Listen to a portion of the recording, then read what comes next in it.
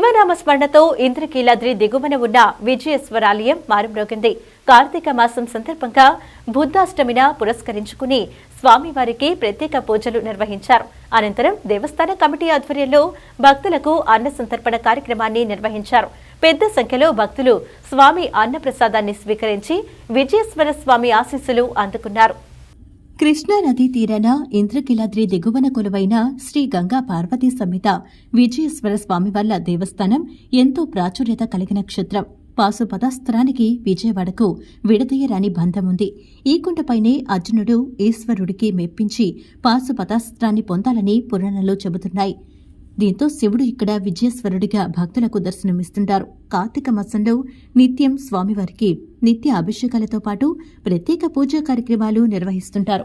అందులో భాగంగా గత ఆదివారం నాడు ఎంతో పవిత్రమైన పర్వదినం కావడంతో కుబేర పాశుపతాస్త్ర హోమాన్ని నిర్వహించారు. నిన్న బుధాష్టమి సందర్భంగా విజయేశ్వర స్వామికి అష్టోత్తర సహిత సహస్రనామార్చన, మహాన్యాసపూర్వక రుద్రాభిషేకం తదితర పూజాధికాలు శాస్త్రోక్తంగా నిర్వహించారు. అనంతరం ఆలయ కమిటీ ఆధ్వర్యంలో భక్తులకు అన్న సంతర్పణ కార్యక్రమాన్ని భక్తి శ్రద్దలతో నిర్వహించారు. పెద్ద సంఖ్యలో భక్తులు స్వామి అన్న ప్రసాదాన్ని స్వీకరించి ఆ విజయేశ్వరుడి ఆశీస్సులు అందుకున్నారు. ఈ సందర్భంగా కార్తీక మాసం ప్రత్యేకతలను ఆలయ అర్చకులు వెల్లడించారు. శ్రీ గంగా పార్వతీ సమేత విజయేశ్వర స్వామి వారి యొక్క దేవస్థానం ఇంద్రకీలాద్రి, విజయవాడ కెనాల్ రోడ్. శ్రీ గంగా పార్వతీ సమేత విజయేశ్వర స్వామి వారి యొక్క దేవస్థానంలో కార్తీక మాసాన్ని పురస్కరించుకొని ప్రతినిత్యము కూడా ప్రాతకాలం నుంచి ప్రదోషకాలం వరకు కూడాను విశేషంగా స్వామివారికి అభిషేకాలు, అర్చనాది కార్యక్రమాలు, హోమాది కార్యక్రమాలు జరుగుతుంటాయి. అదేవిధంగా దేవస్థానం తరఫున ఈ నెల రోజులు కూడాను స్వామివారికి మహాన్యాసపూర్వకంగా ఏకాదశి రుద్రాభిషేకం మధ్యాహ్నం 3:30 నుంచి ప్రారంభమయ్యి 6:30 గంటలకి పూర్తవుతుంది. 6:30 గంటలకి విశేషంగా స్వామివారికి హారతులు, మంత్రపుష్పాలు, నీరాజనాది కార్యక్రమాలన్నీ కూడా జరుగుతుంటాయి. స్వామివారి నామధేయం విజయేశ్వర స్వామివారు. విజయాలకి ప్రతీక స్వామివారు.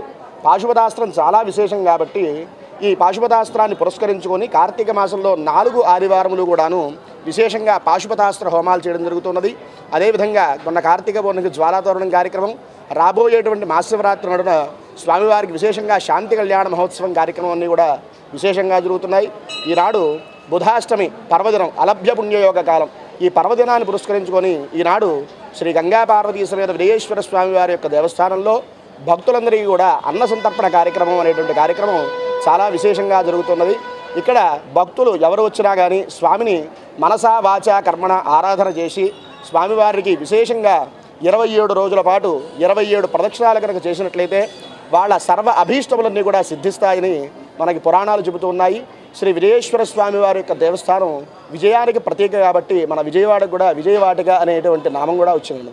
ఈ యొక్క స్వామివారు ద్వాపరికంలో అర్జునుడిచే ప్రతిష్ఠించిన విశేషమైన స్వామివారు. అర్జునుడు ప్రతిష్ఠించి పార్థేశ్వర స్వామిగా కొంతకాలం అర్చన జరగటం, తర్వాత చోళరాజు పరిపాలనలో విజయేశ్వర స్వామిగా, ఆ తర్వాత విజయేశ్వర స్వామిగా ఈ యొక్క స్వామివారు విశేష పూజా కార్యక్రమాలు అందుకుంటున్నారు.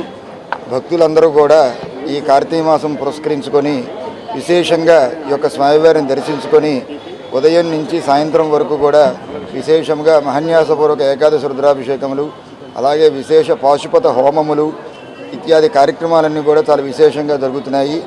అలాగే ఇవాళ బుధాష్టమి స్వామివారికి అందరికీ కూడా చాలా విశేషమైన రోజు. ఈ యొక్క రోజును పురస్కరించుకొని స్వామివారికి భక్తులందరూ కూడా ఇవాళ అన్న సంతర్పణ, అన్న ప్రసాద కార్యక్రమం వితరణ జరుగుతున్నది. భక్తులందరూ కూడా విశేషంగా పాల్గొంటున్నారు. అలాగే ఈ యొక్క కార్తీక మాసంతో కూడా భక్తులందరూ దిగ్విజయంగా పూర్తి చేయాలని కోరుకుంటున్నాము. హర నమః పార్వతీపతయే హర హర మహాదేవ.